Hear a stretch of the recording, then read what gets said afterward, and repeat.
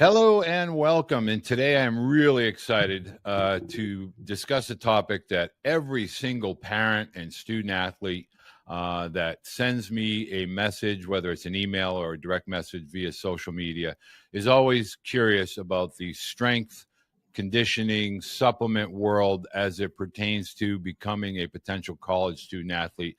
And I thought we would go directly to the source of one of the top 5 baseball programs, not only this year, but year in and year out, the LSU Tigers, and their head of strength and conditioning for the baseball program, Mr. Chris Martin. And Chris, I want to say thank you for taking the time out of your very busy schedule.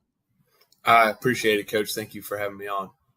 You know, every single parent and student athlete, especially with regard to the high school caliber athletes, they kind of feel slighted, or they feel like the portal is overwhelming, not giving them an opportunity. So I thought this would be a good chance for parents to gain some perspective as to the separating skill or the separating prerequisite to becoming a college athlete, which is strength, size, speed, etc. And so I would love for you to start a little bit about what the high school freshman that comes, the college freshman that enters your program, what can they get ahead of prior to their arrival in Baton Rouge? Yeah, so when a freshman walks in the door with us, what I would love to see 100% of the time would be somebody who has a really good physical foundation laid. They don't have to be a finished product by any means, but on the physical side of things specifically, we're not talking skill side or ability to play the game. But I want you to have had a little bit of training age built up, a couple of years of structured strength and conditioning, consistency over 2, 3, 4 times a week, depending on the time of year. I want you to move well, have some baseline levels of strength. So I don't want you to walk in looking like a fungo with clothes on, but you don't need to look like Mark McGuire at the same time. Right. But I want you to know your way around the weight room. I want you to understand kind of general strength and conditioning, what is trying to be accomplished, and understand that it is a vehicle to help you perform better on the field, express your skill better. I want you to have good habits built up, a good work ethic. So when you come in the door, like, you are ready to hit the ground running day one. We will take our 3 or 4 years with you and kind of develop you in the way that you need to be developed, whether that's adding size and strength, whether that's making you faster, whether that's a combination of the two, whether it's helping you move better. We'll kind of tease that out when you get here, but generally good baseline level of strength, understanding of the weight room, some general introduction to the weight room, all that kind of stuff, and be ready to work. And beyond the work that gets done in here, that's maybe an hour and a half a day at most. I think what you do outside of the field is really going to influence a lot of things. So the training that we do lays the stage and the foundation for a lot of the progress and the gains that we can make over time. But your sleep, your nutrition, all of that is really where you're going to capitalize on that. And if those things aren't dialed in, you're going to have slower progress than you want. Although you feel like you're working hard, well, there's 23 other hours in the day that need to be accounted for, and you need to be, talk about those habits again. They've got to be in the right place for you to make the progress you want. One of the things that you just touched on here, and I often tell parents of high school athletes, even as early as the 8th grade rising freshman into high school, is a movement screen. And a lot of parents are not familiar with that process, but you've mentioned how they move and move, moving better. So can you talk about where parents can go or athletes can go to at least get an understanding of where their student athlete is currently with regard to things like internal, external rotation, hips, shoulders, elbows, things like that? Where are some of the outlets, whether it's a PT, kinesiologist, where can parents or student athletes go to get that initial movement type screen? Yeah, I think there's a variety of places. One place to potentially start, depending on the resources available, would be at your school. So if you've got a strength and conditioning program and a strength and conditioning coach at your high school, you may be able to kind of fill that gap and get that information right there. Outside of that, you could look for other private facilities in the sports performance world where they have strength and conditioning coaches or PTs, or anybody kind of in that realm. Different people will have different movement screens, but generally it'll tell you what you need to know about maybe what you do well and what you don't do so well. And then one other piece that I kind of didn't touch on that I think can kind of fall into this movement screen thing, and this may open the door for another conversation on specialization, but I want guys to come in the door with like a generally athletic, just general athletic ability. I don't want you to move like a robot because all you've done is throw a baseball since you were 11 years old. And even if baseball is your only sport and you're a PO, like I think your training can be athletic at times. You don't have to just fall into this, mold of, all I do is show up and I lift my weights and I throw my baseballs, because there's just so much when you look at the variability in training and variability of movement. I think the more that people are exposed to through different sports or games or activities at a young age is going to help the just general athleticism, which is going to help you on the strength and conditioning side and the skill side. But that kind of falls into that movement screen. I think, when we get athletes who are, all they've done is one thing for so long, that's when you can kind of see some of these movement, asymmetries or discrepancies kind of pop in. And the more athletic generally that we can be, the better you're just going to move. I often will explain to parents, and I want, kind of break this up into a few different segments for parents. We do so much as baseball athletes, running forward, throwing forward, everything is forward. And, in this crazy velocity-centric world that we live in, we as adults or instructors or coaches don't talk enough about the decelerator muscle groups, the stabilizer muscle groups. And I would love for you to share, as far as things like the scap, the rear heads of the shoulder, the bicep, the role that it plays in deceleration, exercises or the importance thereof of doing and performing exercises that are creating total balance within the body as a athlete, not just a throwing athlete. Absolutely. I think, in elite sport, you will see some, asymmetries side to side, especially in a very, unilateral sport like baseball. Like, if I'm right-handed, I'm throwing with my right hand every time. That's going to cause changes over time to the body, where maybe I have more external and less internal rotation on that side compared to my left arm. If you do that from childhood on through college, like, you're going to have some anatomical changes that we can't really, change. Some bony structures may retrovert and things like that. But when we talk about training to promote health, I think you talk about the decelerators and the stabilizers. Like, everything that we're doing is trying to promote both performance and health synergistically. And so when you go to throw a baseball, that shoulder internal rotation can happen, as much as 7,200 degrees per second, which is, one of the fastest, or if not the fastest velocity of a human body part in sport.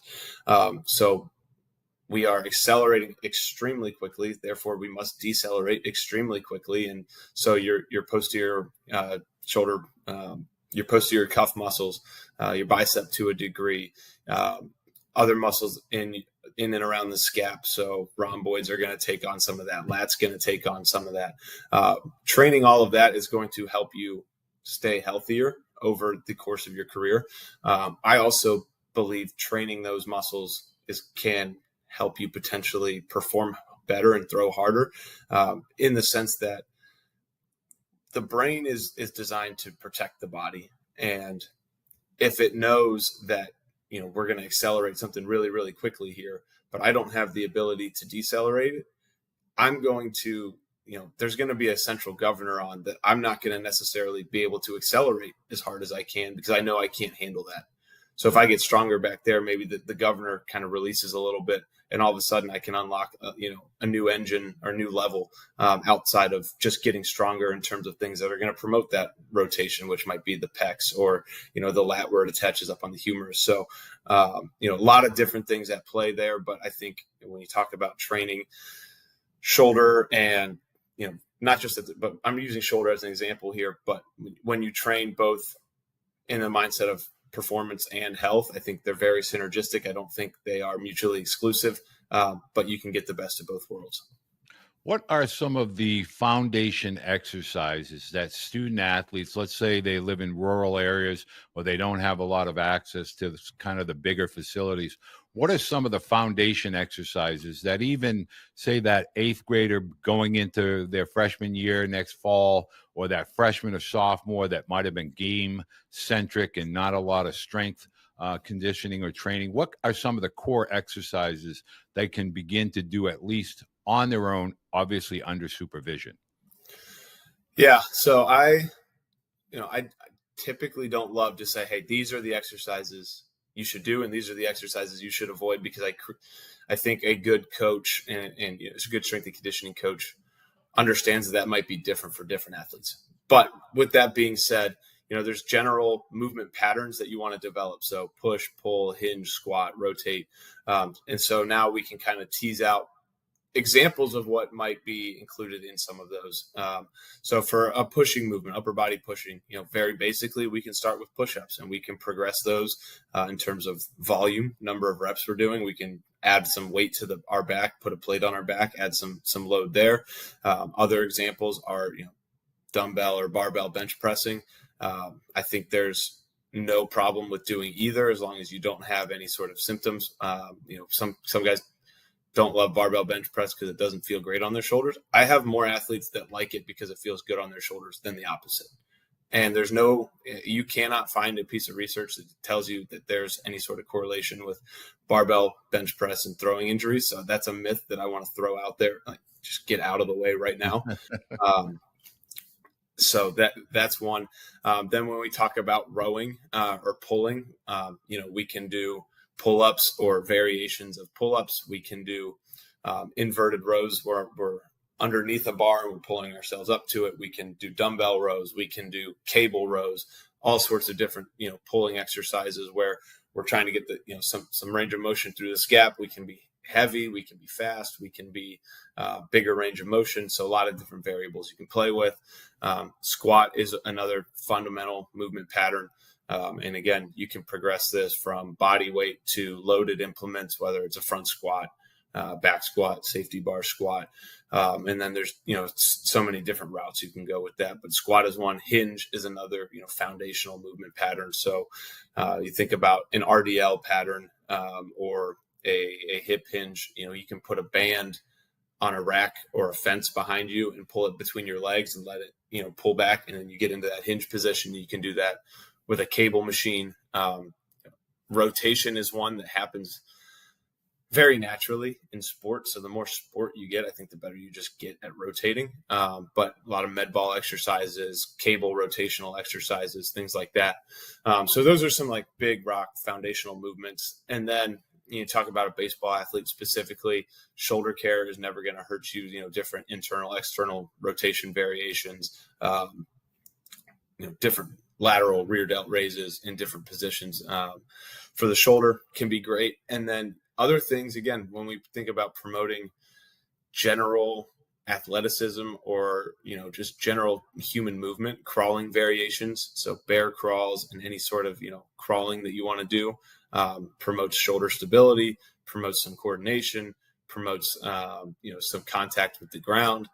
Hanging variations, or these are starting to get into almost like a gymnastics mindset, but like monkey bars can be great for the shoulders, or just hanging from a bar can be great for the shoulders.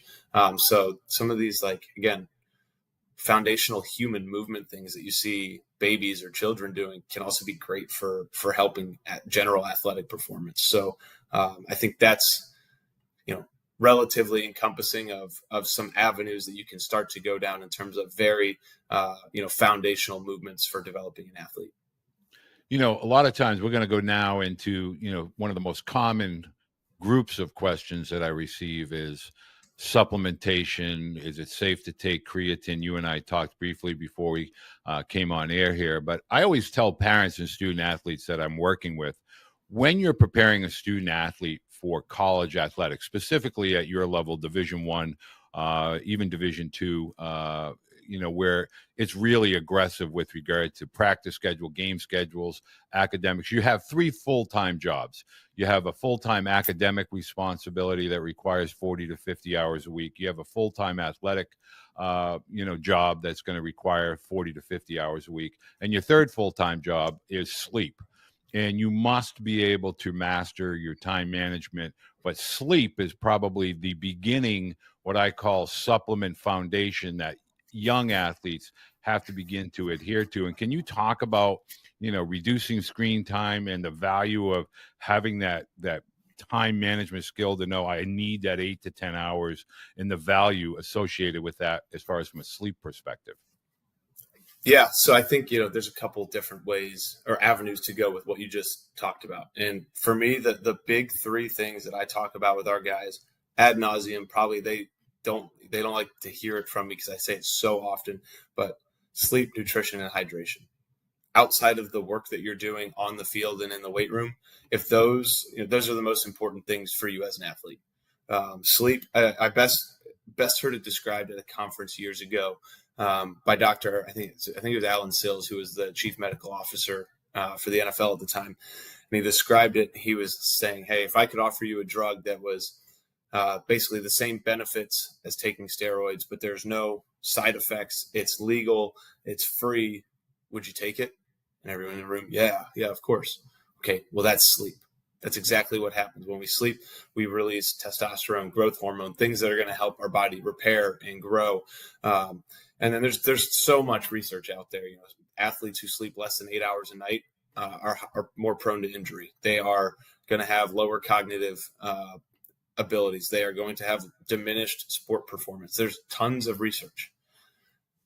What's difficult is a lot of young athletes do not understand how valuable sleep is. And we're not talking one good night of sleep. We're talking years of good nights of sleep compounded on top of each other.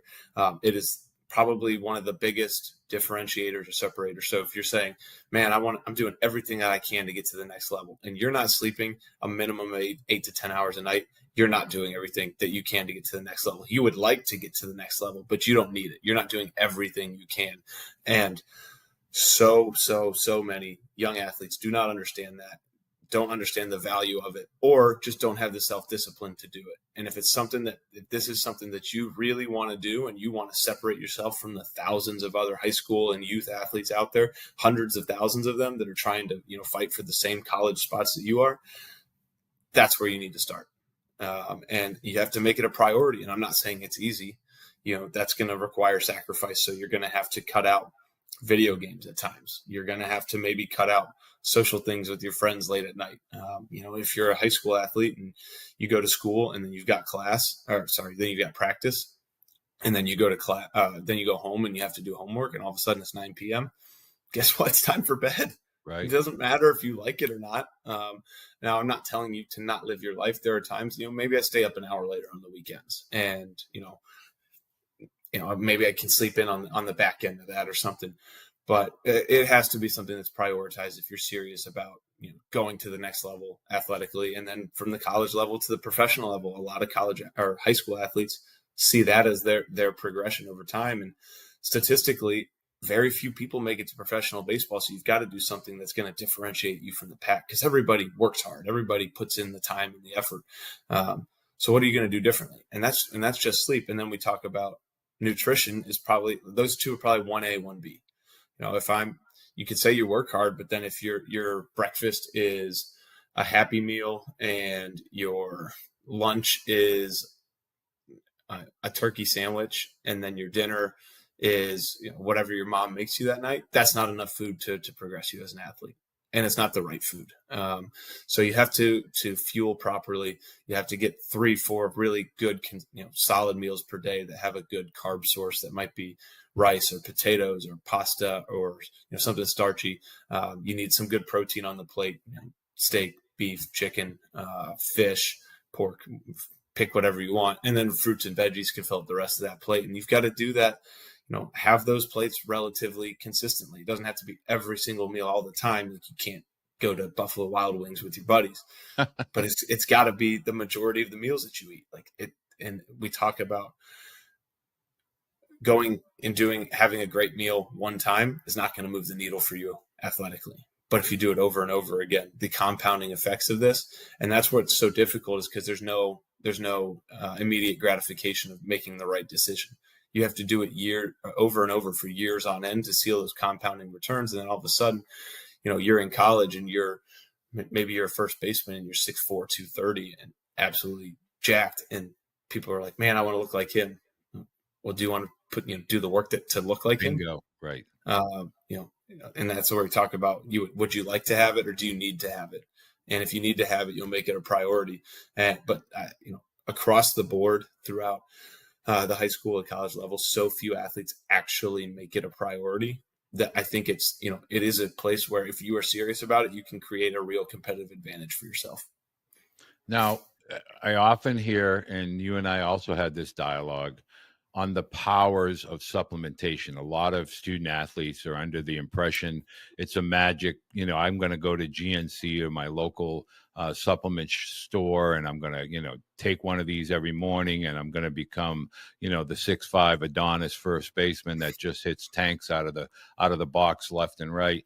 But really, on top of that nutrition, when you're at the dinner table, there are a few items that you can add that will help balance your nutritional intake or daily caloric intake.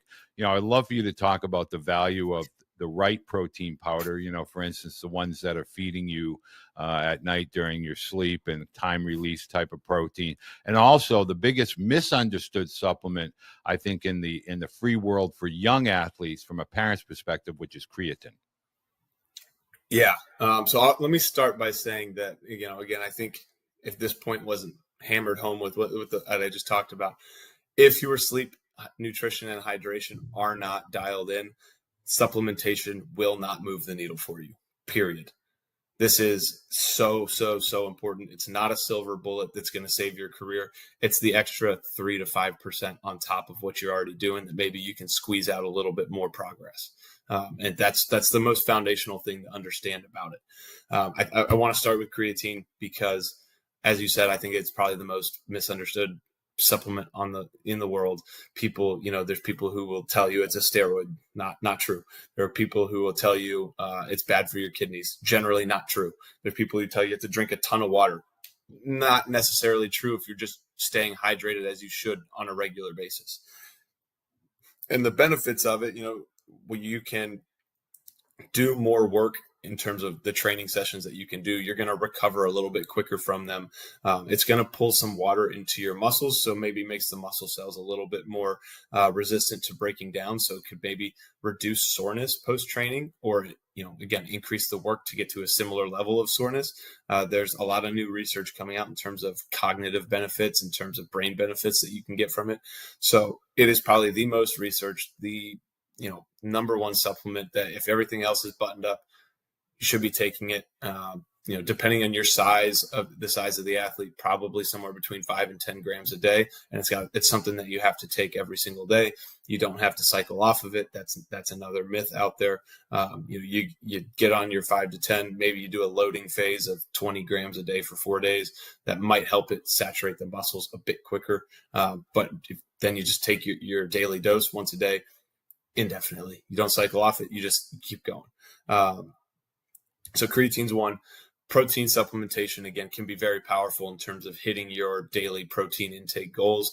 Some athletes may have high protein needs, and so getting a supplement of 25, 30, 40 grams of protein in the form of a smoothie or a protein drink can be very, very beneficial to get that in. Generally, like a high quality whey protein or a whey isolate is going to be the route that you want to go.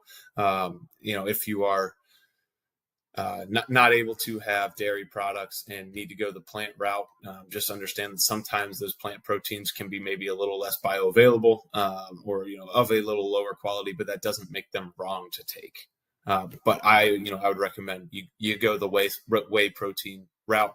And like you touched on, if you take a casein protein, so it's another dairy-based protein powder that can maybe be some beneficial at night, where if you take it before bed, it digests and absorbs a little more slowly, so you kind of get a slower drip of protein into the system throughout the night while you're sleeping. I would say we're probably splitting hairs in terms of whey versus casein. Like if you're getting it before bed and you're getting the quality protein supplementation, like the calories in, and you're as long as you're hitting that protein target throughout the day on a consistent basis over a long period of time, you're going to get to where you need to go. But if everything else is right and you want to, try casein instead of whey before bed, no problem there. All right, last question, because I know you're busy and I truly appreciate your time. And we'll consider this a bonus type of a question. On average, at LSU, I know you can only speak to LSU. What typically are the position players? What's their foot speed metric like? In other words, if you could say, okay, the average size of our team unilaterally, what's an average weight and what's an average foot speed? Just a ballpark. I would say average size of a position player, probably about 205 pounds. Okay. 6'1", 6'2", 205. But we've got some smaller guys, and we've got guys that are 6'4", 240. So, right. It's position dependent, but that's a ballpark estimate. You can get more specific based on positions. Foot speed, in terms of top running speed, and we measure this with our GPS, our team average is over 20 miles an hour. In terms of top max velocity, we have, of our position players, I think 13 or 14 out of 21 are 20 plus mile an hour runners. 7 of those are 21 plus mile an hour runners. And we don't have anybody below 19 miles an hour. Okay, so just put that into either 40 or 60 speed for those of us that are not at your level. So the average parent or student athlete that watches this and says 19, 20, and 21, what does that equate to as far as speed? Yeah, so we will run 30-yard sprints. I just think it's more relevant to the game of baseball. But when we do 30s, our fastest time in the fall was somewhere in the 3.4s, and our slowest time was and this is not game dependent, so it's not like a stopwatch running down the line. It's different than actually making a swing and running. But 3.4s. Up to maybe right at 4 seconds for 30 or 4:05, and that's when you're just running a straight time. So that in a 40, you're probably looking at, that means anywhere from potentially like a 4.4 to a 5.0 roughly. You're moving. Yeah, they're quick, and even our slower guys can run better than I think they're given credit for. Now, they're not always going to hit those kind of speeds in games, but those are just controlled environment, 30-yard dash, laser times, let it rip. That's kind of what we're seeing in terms of top speeds. Well, Chris, I really appreciate you taking the time, and I apologize for earlier. And as you can tell in the background, I have an old Daniel Cabrera locker tag behind me. And having lived in Greater New Orleans for 6 years, I understand the excitement at the box each and every weekend. And I know that you are a truly integral part of Coach Johnson's program. But thank you so much for taking the time to answer the questions that I hope will help parents and student athletes both. Yeah, thanks so much for having me on, Walter. I had a great time. Hopefully shed some light on some information that can be beneficial for some folks. Well, when you see Chris, tell him, go Tigers. Thank you so much, Chris.